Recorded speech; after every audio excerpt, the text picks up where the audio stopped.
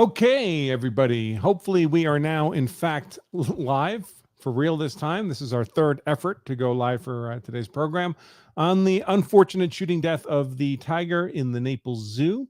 We have some thoughts from a legal perspective on that use of force as it goes, and hopefully all of you are here for that. Sorry about the delay, folks. Yeah, well, I'm trying to learn from Nick, not the late part, but the rest of it. Hopefully things will get a little smoother with each show that we do.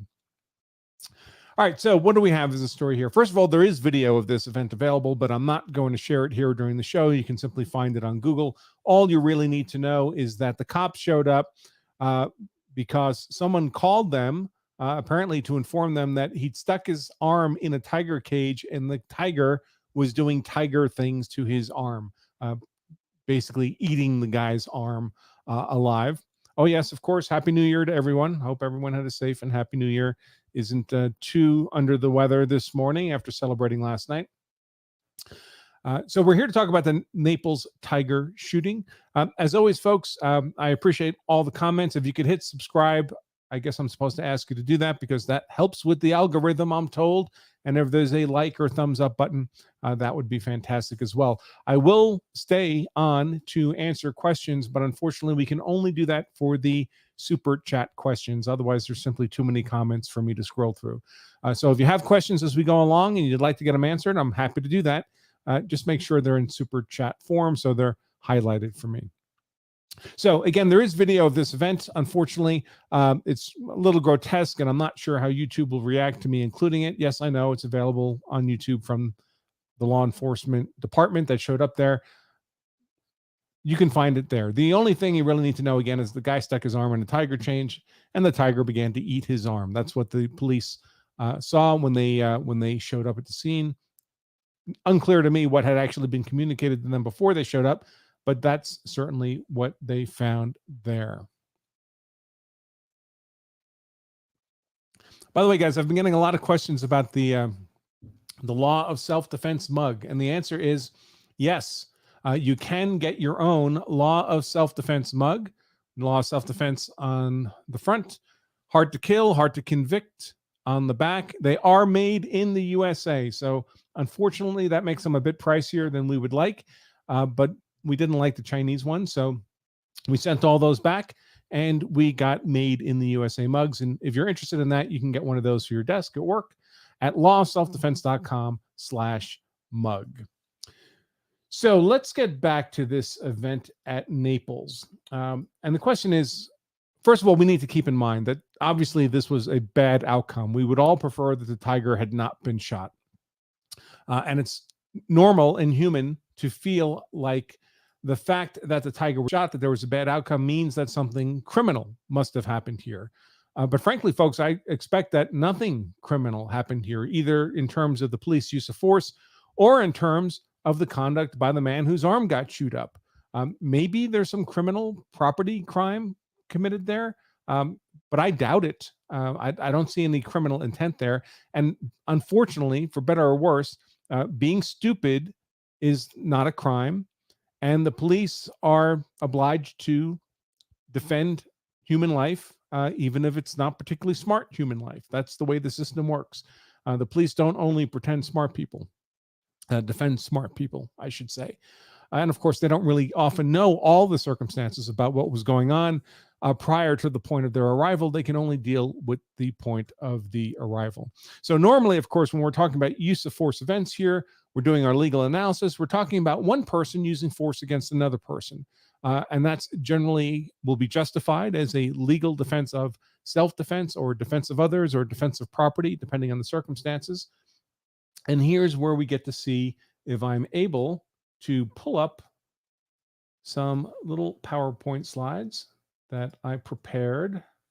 Let's see if I can effectively share these. Share screen.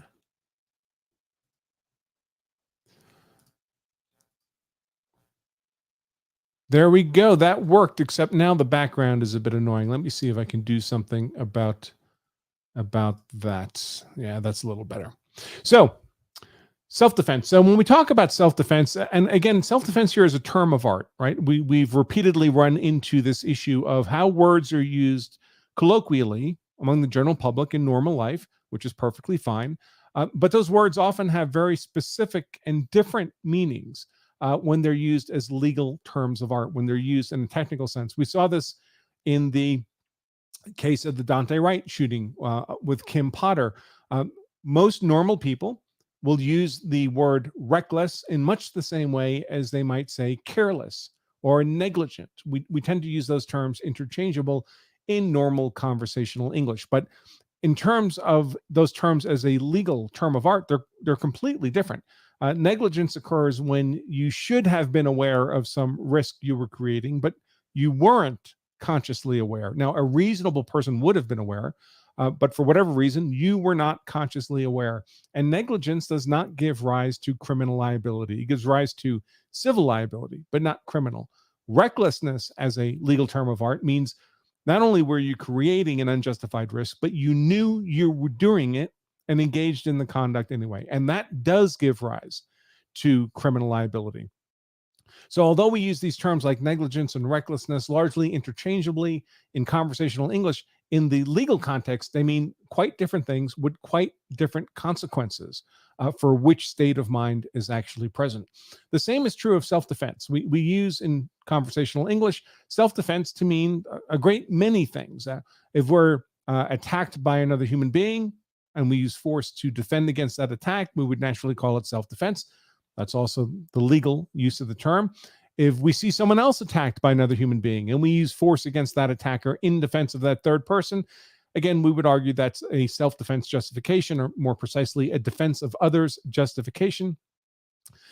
If our property was being taken or intruded upon in the sense of an occupied car or a home or a business, and we used force to stop that taking or to stop that intrusion into the property, again, that would be a justification of use of force where we're using force upon another person. That fits within the legal term of art meaning of a justified use of force or self-defense. And in fact, specifically what we're talking about when we use that as a legal term of art is that we're defending ourselves, or we're defending an other person, or we're acting in defense of property. But in all those cases, we're using force against another person, force against another human being. And by the way, that defense of property also applies to defense of animals, particularly defense of pets. And I know those of you who own pets feel like your pets are as much a member of the family as the humans are, maybe more than the humans are, depending on the humans in your family. But pets are mere personal property. And generally speaking, you can only use non-deadly force in defense of mere personal property in the absence of a threat to persons, in the absence of a threat to highly defensible property. And by the way, folks, if you don't know the difference between those terms, simple personal property, mere personal property, highly defensible property, then you might consider taking care of that lack of expertise and consider coming to our Law of Self-Defense Advanced class. This is a full day class on self-defense law, taking place on Saturday, January 8th. So I believe that's exactly a week from today. We only teach this class about once every year, once every 2 years. So if you miss this one, it'll be a while before it comes around. It's a full day class taught live by me using Zoom to stream to your computer at the convenience and safety of your home. It's the equivalent of a full day, full semester law school seminar class, but taught in plain English. And it covers all these concepts we'll talk about today and much, much, much more, as you might imagine, from 7 or 8 hours of instruction. So if you'd care to really have a mastery of all these things we talk about and get it all in one day, then I would encourage you to take a look at this Law of Self-Defense Advanced class. And by the way, if you can't make the specific date, but you nevertheless register for the class, we'll make the recording of the class available to you for a 2-week period after that Saturday. So if you can't make it on Saturday because you have other commitments, but you'd still like to partake of the class contents, you'll be able to do that using the recorded replay that we'll make available to all registered students for that class. So don't worry overly much if you can't particularly make the Saturday, January 8th date. We'll still make the content available to you. Okay, back to, and that, of course, is all available at this, see if I can make this work. At lawselfdefense.com/advanced is where you can learn more about how to sign up for that class a week from today, folks. So it's closing in fast. If you're considering it at all, I would encourage you to sign up while signing up is still possible, while seats are still available. Okay, take that back down. Go back now to my little PowerPoint slides. Here we go. Yeah, Nick does this with such facility. Here we go. So normally when you're using force against others, it's defense of self, defense of others, or defense of property, but we're using force against another human being. But this is not the proper legal justification if we're talking about using force against an animal. Animals are not human beings. The legal standards for use of force against an animal are different and lower, although in some ways more difficult, you might be surprised to learn, than using force against another human being. Let's see, put this back into a nicer mode. Self-defense, defense of others, defense of property, not the proper legal justification for the use of force to justify the use of force upon another animal. If we're talking about using force upon another animal, we're not really referring to our state's self-defense statutes or defense of other statutes or defense of property statutes. We're referring to a very different legal doctrine of justification, and it comes under different names. It comes sometimes called the necessity defense, sometimes called the choice of evils defense, sometimes the doctrine of competing harms defense, sometimes the doctrine of lesser evils. I think I have examples of all of these. Let me see if I can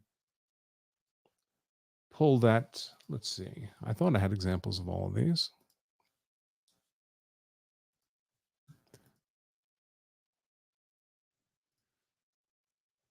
I do. So I just selected some states more or less at random, just to illustrate the various ways that different states approach this. But here's the Arizona statute, Arizona revised statutes 13-417. They call this defense, this legal justification, the necessity defense. I won't read it word for word because I don't want to do that for each of the states I have examples of. But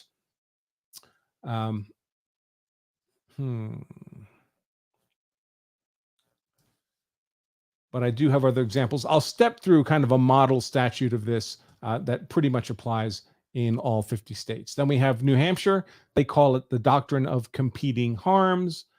And then we have, I should have thought of a better way to do this, I suppose. Then we have Oregon. They call it the choice of evils, but really it's all the same thing. It's all a way of balancing. Okay.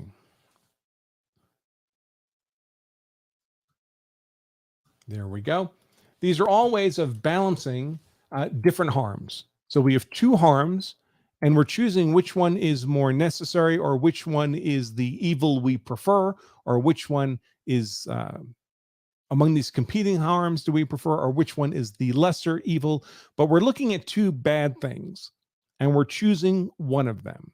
And if we choose appropriately, well, then our use of force based on our choice is legally justified and carries no criminal liability, whatever.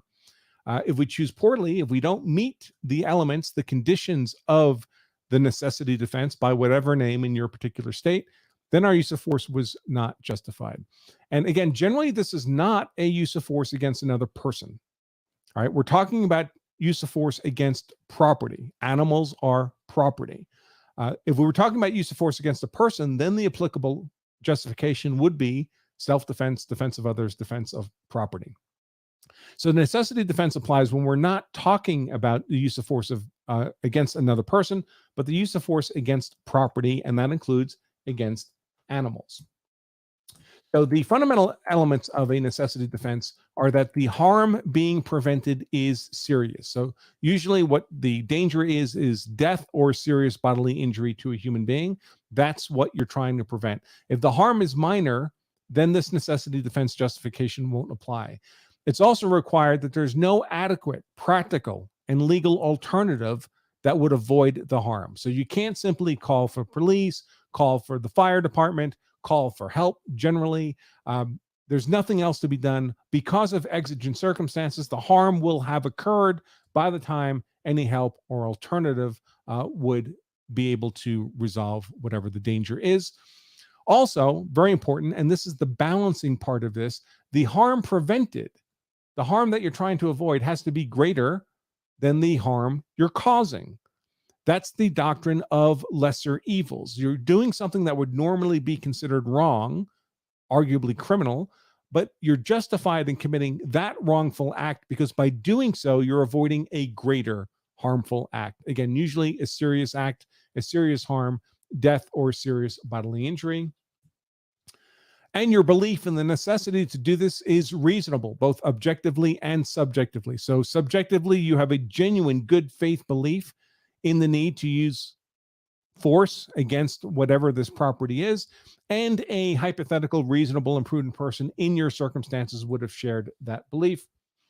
And finally, and this is important, comes up quite often in these cases, one of the most common ways the necessity defense fails when raised at trial, when it does fail, is that you cannot have created or substantially caused or contributed to the harm avoided.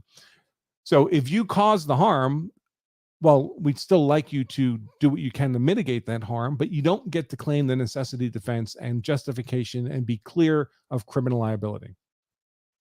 So what would be a classic example of this? A classic example might be that you're walking down the street on a hot summer day, and you walk by a parked car, and you happen to see in the back of the car, there's an infant in a baby seat strapped in, the windows are up, the doors are locked, car's probably inside the car, maybe 120 degrees, the baby's clearly in distress, could die at any moment, maybe it's already convulsing. What are you going to do? Well, you can break the window of the car to unlock the door to get the baby out of the car. Of course, normally, breaking the window of someone else's car would be a criminal offense. It's destruction of property. You're not normally privileged to do that. But here, under the necessity defense of the doctrine of lesser harms, you're committing a small harm in order to avoid a greater harm. You're breaking the window, sure enough, normally a criminal offense, but you're doing it to save the life of the baby. So the harm being prevented is serious, prospectively death or serious bodily injury. The baby's already in convulsions, so there's no adequate practical or legal alternative that would avoid the harm. You can't simply call for the police or the fire department and wait for them to show up. Baby might well be dead by then. The harm being prevented, the death of the baby is greater than the harm you're causing, the breaking of the window, and your belief is, we'll presume for our purposes here, is reasonable. Obviously, if this was a cool day, the baby was not convulsing, maybe a reasonable person would not agree in your assessment of the necessity to break the window. That would be a different circumstance. And you did not lock the baby in the car yourself, where it would potentially suffer heat stroke. You did not create or substantially contribute to the harm avoided. That would be a very traditional application of the necessity defense. Now, one thing I have to caution is that the necessity defense is often, or in many cases, in many states, what might be called the true affirmative defense. Now, I really don't like the phrase affirmative defense. It's thrown around a lot. And there was a time in American legal history where affirmative defense actually meant the same thing in every state, in which case using it was fine. But over the decades, the phrase affirmative defense has changed its meaning in different states in different ways.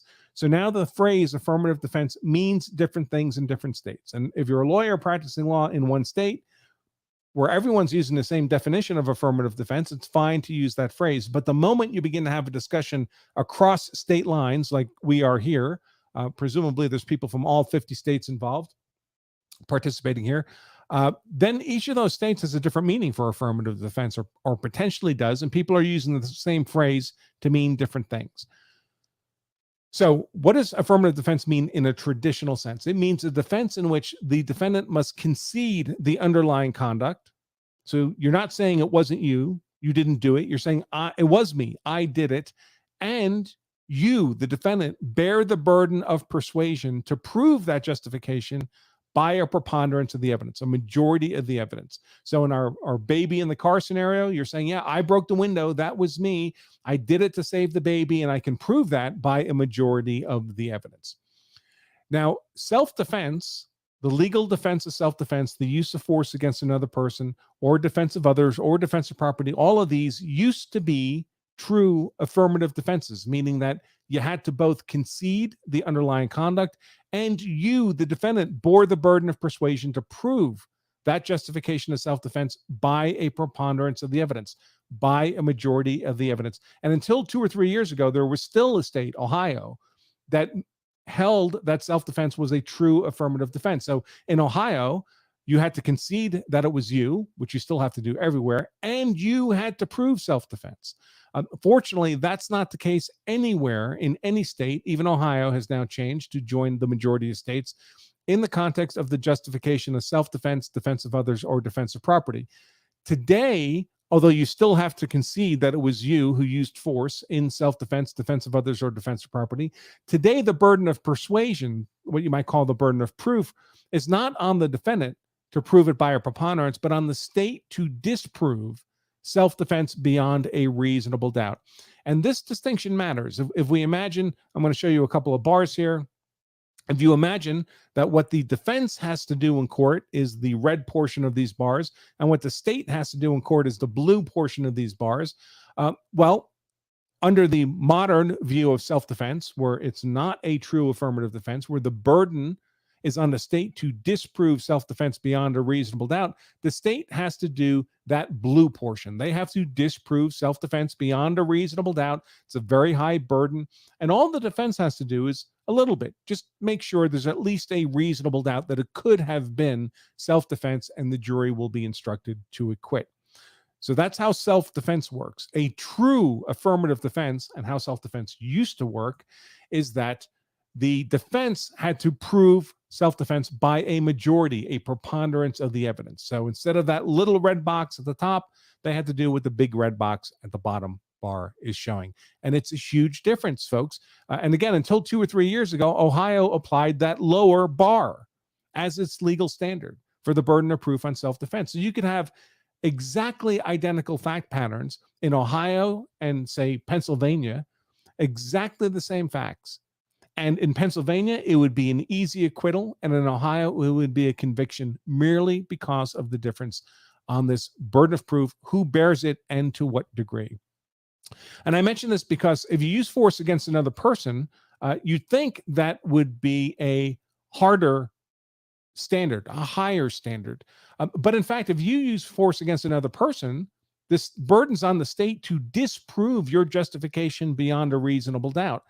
If you use force against an animal and it's a true affirmative defense in your jurisdiction, you have to prove the justification for the use of the force against an animal by a preponderance of the evidence. So the burden's on you by 51% instead of the burden being only to maintain some reasonable doubt. So that's the distinction that matters here if you're ever considering arguing the necessity defense for a use of force. Now, let's look at these elements again. We already stepped through this, but in the context of this particular case, the officers show up. There's a guy with his arm through a lion cage. The tiger. The tiger's going munch, munch, munch on the guy's arm. Clearly, the guy's in great distress. Likely has his brachial artery slashed at any moment, in which case he's dead in a few seconds. The cops are there to save that person's life if they can, folks. I know many of us might emotionally feel like, well, why didn't they just shoot the guy instead of the tiger? The tiger wasn't doing anything wrong. The tiger was doing tiger stuff. And that's a perfectly valid emotional take on this situation. I guess everyone's unhappy that the tiger was shot, but it's not a legally correct take. The officers show up. They see a tiger eating a guy's arm. They're going to do what they need to do to save that guy's life.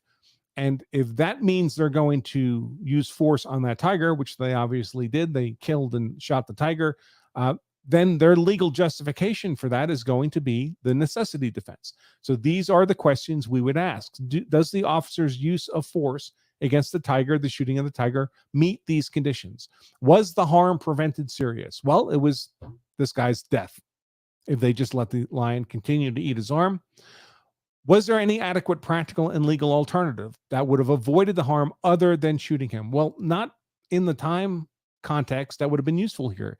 I mean, in theory, someone could have gone and found a tranquilizer gun, I guess, but they didn't have that with them, and time was of the essence. So if there had been a second cop standing right next to the guy with the gun, and I don't know how tranquilizer guns really work, but if you imagine it could have instantly stopped the tiger's attack, perhaps that would have been a reasonable alternative. But they did not actually have that option, that alternative, so it was not practical and therefore not legally required.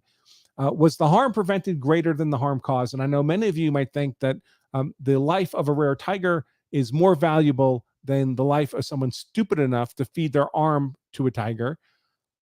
It's hard to disagree with that assessment, but legally speaking, the law will always value human life over the life of the animal. That's just the way it is. That's certainly how the cops are going to react.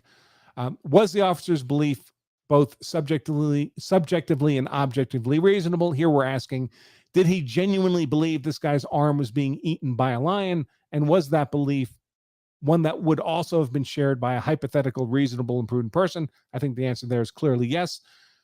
And did the police do anything that created or substantially contributed to the harm involved? They didn't feed this guy's arm to the cage. He did that himself. So under the necessity defense, these officers' use of force would meet all of these conditions. The officer, and you might know this intuitively, but this is why we do the legal analysis, so you know this is how it actually works in a nuts and bolts way, would be justified under the necessity defense, the doctrine of competing harms, the doctrine of lesser harms, doctrine of lesser evils, whatever phrase your particular state uses. Every state has some version of this necessity defense, and that's what would apply in this particular case. Now, the other question we might ask is, well, does the guy who fed his arm into the cage bear any liability here? Frankly, it would be hard to see criminal liability. Criminal liability would require at least recklessness, that he was consciously aware that he was creating a risk to others. I don't know. Was he consciously aware the lion was going to eat his arm? Maybe. I don't know. I don't see evidence of that. It's hard to believe that would be the case, that he fed his arm into a cage so the lion would eat it. Maybe he was stupid enough to think he could pet a lion. Maybe he should have known that if you put his arm into a lion's cage, it was likely to be munched by the lion. Sorry, tiger. Sorry, folks. I'm not an animal expert. By the tiger. Maybe he should have known that. But should have known of a risk is negligence. It's not a basis for criminal liability. Did know, consciously knew, and disregarded that risk, that is a basis for criminal liability, but then you would need evidence to prove that beyond a reasonable doubt. So I could see a basis perhaps for civil liability here, for negligence liability. The zoo lost what I imagine was a very valuable animal because of this guy's negligent conduct he should have known, even if he didn't consciously know, but should have known, created this risk that the lion would eat him, or at least his arm. And the cops, whom he apparently called himself, remarkably enough, that the cops would have to shoot the lion to get it to stop eating his arm. Maybe, but it hardly matters, folks, because civil negligence only matters if there's money to get. You go to court, you win in civil court, you get a judgment for X amount of dollars, and now you have to collect that judgment, and that's largely on you. Plus, it's largely a function of whether the person you won the judgment against has any money to take. You can't squeeze blood from a stone. And my understanding is this guy was working there as a third-party contractor in some pretty low-level job. He probably doesn't have anything to take. The company might. And there are cases, of course, in which an employee commits an act of negligence and the company is held responsible. Normally, however, the act of negligence would be something within the scope of employment. So perhaps if this guy's job was to actually feed the lion, the tiger, and there was a particular way to do that, and he did it wrong, he did that negligently, so that fell within the scope of employment. He was negligent within the scope of employment. He's effectively an agent of his employer, so the employer could be vicariously liable for his negligence. Sure, that argument could be made. But here it looks, I expect his job had nothing to do with interacting with that tiger at all. in which case it was outside the scope of employment, and likely not vicariously liable for the company that employed them. But again, my expertise is use of force law, not civil law. So if there's civil attorneys out there who'd like to express a more informed opinion, that would be good to know. Of course, there's also the flip side of the coin, which is whether or not the zoo has any liability to him. Should the tigers be, when unattended by zoo personnel, be contained in a manner that a person can't put their hand through the cage and get their arm eaten? Was it effectively, when they know, I don't know what this guy's job was, but let's imagine it's some kind of cleaning job after hours. Could this lion, held in a manner in which it was accessible to someone who has no training or expertise in the handling or management of lions, might it be an attractive nuisance? An attractive nuisance is something that's dangerous but attractive to people. Usually this applies to children, but I suppose it could apply to adults. But it would be like a pool without a fence around it. Could this tiger be deemed an attractive nuisance to these after-hours personnel who might be stupid enough to try to pet an actual tiger and think it's cute because they saw a tiger walking around a hotel room in the Hangover movie? I don't know, but civil litigation doesn't need to be particularly rational to be brought. Often the cases are brought with the expectation that there'll simply be a settlement to make the problem go away. So certainly that's a possibility here. Again, I'll leave all that to civil attorneys who can bring more expertise to bear. All right, folks. So let me now scroll through here, see if there's any specific questions I need to address. If you would like questions addressed or you have them, Super Chat's the way to go. I'm looking for the colored comments to see what I need to cover. Boom, boom, boom. Why didn't they taser the tiger? I'm not sure that's a serious question, but I don't know, to tell you the truth. I'm not sure if anybody's ever tased a tiger, if there would be any expectation of that it would work, or at least work as effectively and reliably as the pistol round would go. It's an interesting question. Be good to get some information from the taser company. They tried banging on the cage first, and I would have preferred they fire a couple warning shots to try and scare the tiger away. Well, folks, that would not be a good idea, certainly from a legal perspective. Every time you fire a warning shot from a gun, that bullet is going to continue traveling until it hits something. And that something could be another person. Bullets ricochet, they bounce around, they are dangerous, they are deadly force, dangerous to anybody in the vicinity, including the guy whose arm is being eaten, including the cop who fires the shot in close quarters, including to his partners, anyone else who might be around. So you're creating a deadly force threat with no reasonable expectation that it would stop anything from happening, right? We're speculating that it might frighten away the tiger.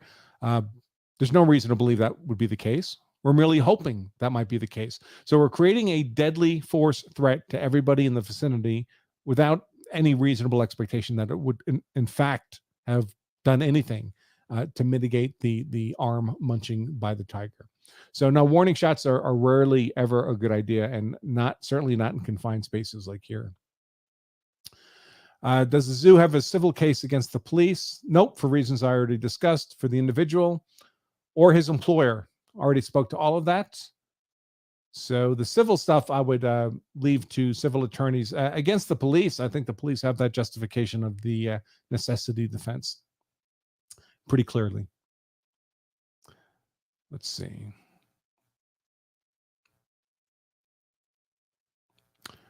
Bum, bum, bum, bum, bum, bum, bum, bum, bum, bum.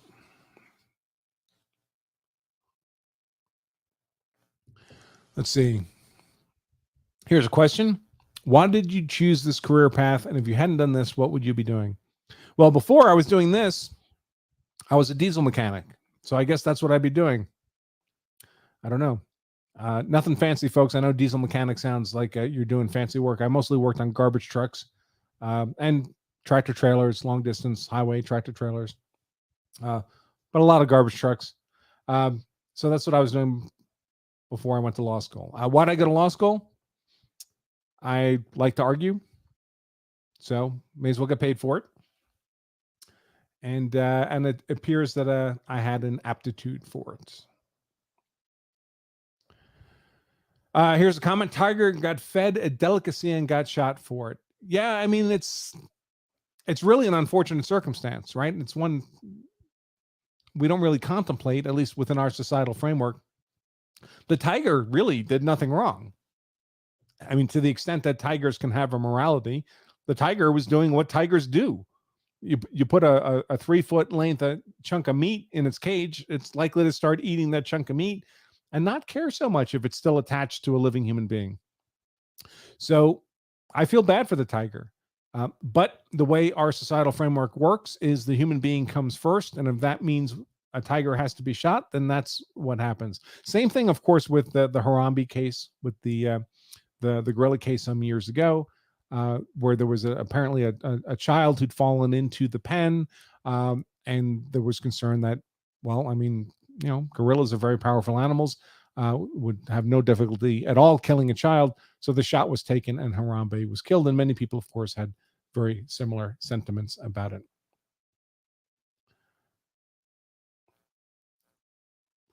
Let's see.